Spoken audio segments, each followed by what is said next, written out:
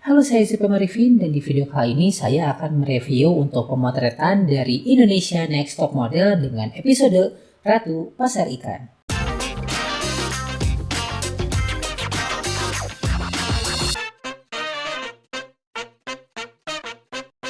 Jika kalian butuh preset atau tone warna yang ingin kalian gunakan untuk foto-foto wedding kalian, kalian bisa beli aja langsung di socialbuzz.com/yusufarifin dan kalian bisa membeli langsung dari toko saya yang ada di situ. Tersedia juga beberapa pilihan dan varian untuk tone warna wedding kekinian yang bisa kalian beli dengan satu klik saja. Oke, sebelumnya akan saya bilang dulu bahwa di sini adalah saya mereview foto-foto yang ada di Indonesia Next Top Model. Dan saya akan mereview sesuai dengan kapasitas saya sebagai fotografer profesional gitu. Dan apakah mereka layak pulang atau enggak itu dari sudut pandang fotografer. Karena seperti yang kita ketahui bahwa jurinya itu nggak ada fotografer profesional. Yang ada adalah Luna Maya sebagai artis. Terus juga ada Patricia Goh yaitu runner up dari Asia Next Top Model. Dan juga Panca Makmun seseorang yang berasal dari dunia fashion. Dan satu lagi yaitu Deddy Corbuzier yang entah kenapa ada di situ. Dan kalau kata saya sih Deddy Corbuzier ada di situ karena memang harus ada juri yang antagonis. Karena kan seperti yang kita lihat selama ini Deddy Corbuzier ini memang memberikan kritik-kritik yang menurut saya memang kurang pas karena memang kapasitasnya dia di situ adalah untuk ya entertainment gitu. Di sini akan saya bahas pemotretan yang dilakukan di pasar ikan. Oke, ini adalah foto Klavita yang melakukan pemotretan di pasar ikan. Dan di sini kalian lihat untuk foto-foto yang lainnya juga dia tidak berpindah antara pose satu dengan pose yang lainnya, semuanya di satu spot yang sama. Dan itu adalah kemungkinan si fotografernya menggunakan satu tripod, jadi tidak banyak perubahan. Dan lalu kalau saya lihat di sini ini menggunakan satu lighting saja. Kelihatan lightingnya itu berasal dari arah sebelah kiri saya di sini atau dari kanan modelnya, dan di sebelah sini terlihat bayangan yang sangat keras gitu di belakang modelnya. Otomatis kalau misalkan ada bayangan seperti ini, itu artinya memang hanya satu sumber lighting karena tidak ada untuk fill di sebelah kanannya. Ataupun kalau ada, itu mungkin cahayanya memang tidak terlalu keras juga di settingnya. Nah, lalu kita akan lihat dari kenapa sih harus di pasar ikan. Dan ini harus hati-hati untuk pemotretan di area seperti ini. Kenapa? Karena akan banyak sekali objek-objek yang mengganggu dengan warna yang tidak bisa kita kendalikan. Seperti ini, terus juga ini, gitu ya. Jadi saat kita melihat, mata kita itu bisa kemana-mana. Jadi ruang tajamnya itu kurang sempit sehingga ya otomatis kan mata kita bisa melihat kemana-mana. Tapi kan itu konsep pemotretannya memang seperti ini dilakukan di pasar ikan. Dan ini hati-hati banget untuk warna-warna kontras seperti ini. Jadi saat kita melihat, ikan ini bakal ngeganggu banget kan gitu. Jadi kita akan tertarik ke ikan itu padahal seharusnya kita melihat wajah sang modelnya. Jadi untuk modelnya memang harusnya lebih hati-hati lihat di belakang dia ada apa, dan kalau memang itu mengganggu mungkin sebaiknya dia geser pindah sedikit supaya terhalang ikan itu oleh badannya gitu. Jadi di situ. Dan terus kalau untuk pose memang ini bagus ya, juri-juri juga suka dengan posenya Klavita ini, tapi harus hati-hati adalah di bagian sini nih. Nah, ini kelihatan banget untuk perutnya dia ke depan. Kenapa? Karena didorong dari belakang. Jadi dia tangannya mendorong panggulnya dan otomatis perutnya jadi ke depan kan. Dan itu kalau misalkan dari body curve-nya di sini sudah bagus, tapi sayangnya depannya kurang ke dalam sedikit. Ya mungkin ini nggak di liquify sama fotografernya, ya sehingga hasilnya seperti ini. Tapi untuk overall Klavita memang bagus. Di sini juga dia benar-benar menekan karena untuk posenya seperti ini, untuk kaki nggak kelihatan ya karena gaun panjang. Dan juga headpiece-nya itu pasti berat banget, dan di sini kelihatan headpiece-nya bisa dia kembangkan dengan maksimal gitu. Dan ini adalah foto punya Audrey. Nah, ini kelebihan dari foto Audrey ini adalah dia sedikit bergeser ke arah kanan dia. Berbeda dengan Klavita tadi sehingga kita tidak bisa melihat ikan yang mengganggu di belakang ini tadi, nggak kelihatan kan? Dan di ikan yang di sebelah kanan saya juga di sebelah sini nggak kelihatan juga karena si fotografernya pasti pindahin ke sebelah kiri gitu. Dan itu adalah menjadi satu kunci yang paling penting apabila kita memotret di tempat yang banyak objek-objek mengganggu seperti ini. Jadi harus hati-hati juga. Terus kalau untuk dari segi posisi dia lumayan bagus ya, cuman sedikit menurut saya sedikit terlalu dipaksakan sih, dia terlalu ke belakang sana, sedangkan si tangannya ini terlalu ke sini gitu. Jadi Jadi kayak terlalu nekuk gitu. Kalau menurut saya sih seperti itu. Tapi ya itu tidak terlalu bermasalah karena jurinya juga suka. Cuman kalau katanya Panca Mawun ini adalah ekspresi wajah dari Audrey-nya. Memang kalau untuk berpose itu harus hati-hati karena kita susah untuk mengontrol bibir atau area mulut kita. Apalagi saat dipotret itu kadang dia lebih fokus ke badan, ke tangan, terus ke kaki. Dan dia lupa dengan ekspresi wajah. Dan itulah kelemahan dari para model yang sering saya lihat gitu. Jadi mereka itu belum terbiasa untuk langsung semuanya bisa dikondisikan gitu, semuanya dikontrol. Jadi ya itu mungkin karena mungkin tekanan juga pada saat pemotretan atau mungkin memang dia lagi belajar untuk mengendalikan ekspresi wajahnya. Dan ini adalah berikutnya punya Aileen. Nah kalau kalian lihat nih dari segi komposisi, entah kenapa dia nggak center, nggak di tengah gitu. Mungkin karena pas croppingnya, karena perlu diingat juga kalau dilihat di layar jurinya itu fotonya nggak seperti ini cropnya, tapi lebih lebar lagi, full sampai ke bawah, sampai ke kaki.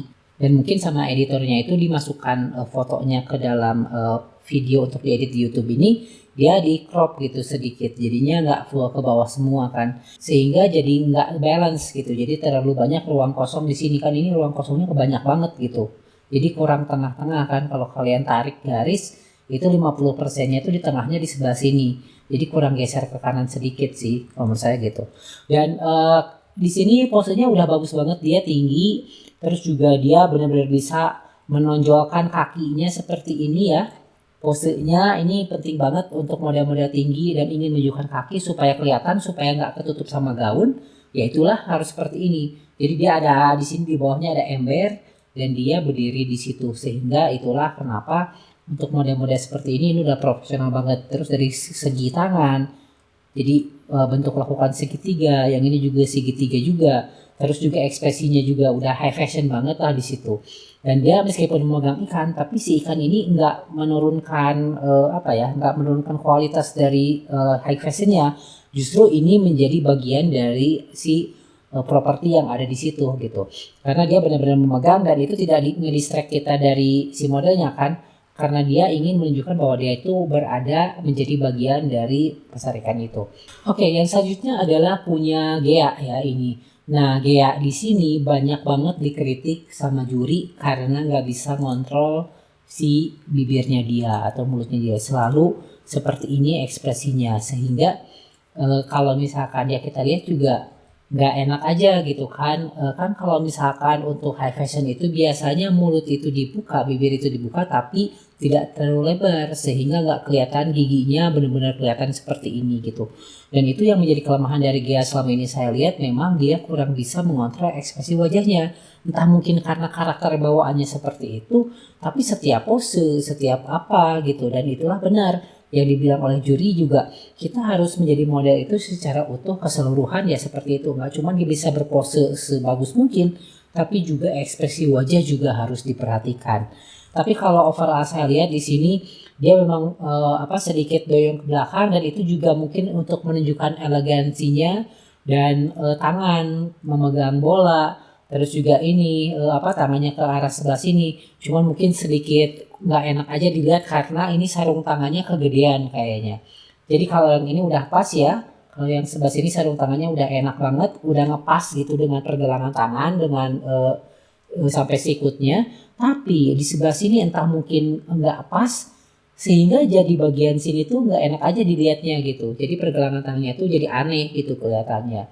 Terus juga kalau saya lihat di sini leher kelihatan bagus, tapi sayangnya itu tadi kontrol wajahnya itu benar-benar nggak enak aja buat dilihat gitu. Tapi bukan berarti Gianya nggak bagus wajahnya, maksud saya. Cuman setiap di foto dia kurang bagus untuk menampilkan ekspresi yang terbaik sesuai dengan penampilannya.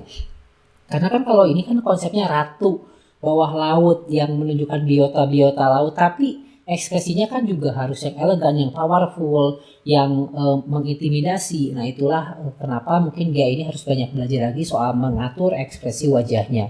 Oke, yang berikutnya adalah Devina. Dia adalah salah satu yang paling unggul ya, salah satu model yang unggul di setiap pemotretan, karena memang Devina ini setiap minggunya selalu menampilkan yang terbaik gitu. Terus dia juga energinya juga bagus setiap untuk penjurian.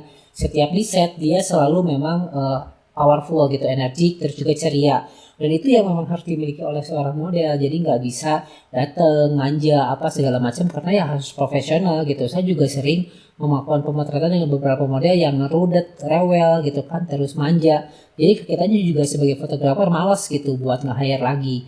Dan itulah kenapa Devina ini menjadi salah satu yang selalu unggul setiap minggunya karena dia bisa deliver sesuai dengan apa yang diinginkan oleh fotografer, apa yang diinginkan oleh juri, dia bisa deliver.